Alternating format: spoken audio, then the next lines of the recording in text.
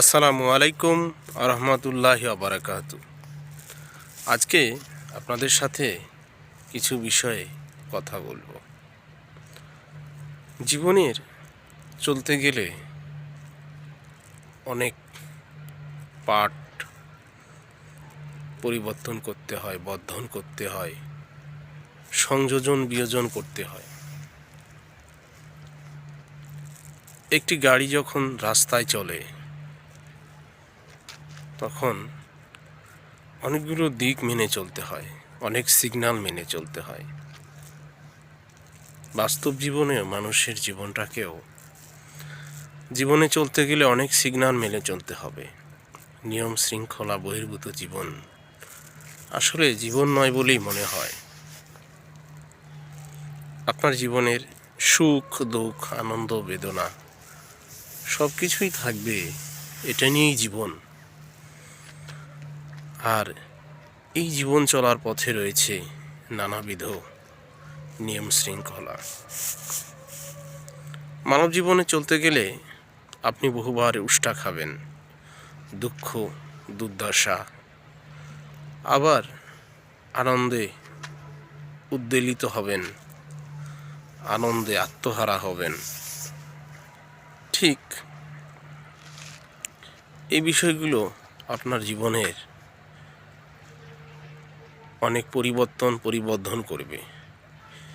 জীবনে চলতে হলে অনেক মানুষের সাথে চলতে হয়, ভাই বন্ধু আত্মীয় স্বজন ইত্যাদি নিয়েই একজন মানুষের জীবন। তাই জীবনটাকে ভালোবাসতে হবে, ভালোবেসে এগিয়ে চলতে হবে। আপনি যদি বাস্তব জীবনে মুখোমুখি হতে চান তবে নিজেই নিজের সাথে যুদ্ধ করুন, নিজেই নিজের সাথে চ্যালেঞ্জ করুন। আপনি অন্যের সাথে চ্যালেঞ্জে যাবেন না। আপনি অন্যের সঙ্গে চ্যালেঞ্জ করছেন আপনার সহকর্মী, আপনার বন্ধু, আপনার পাশের কলিগ।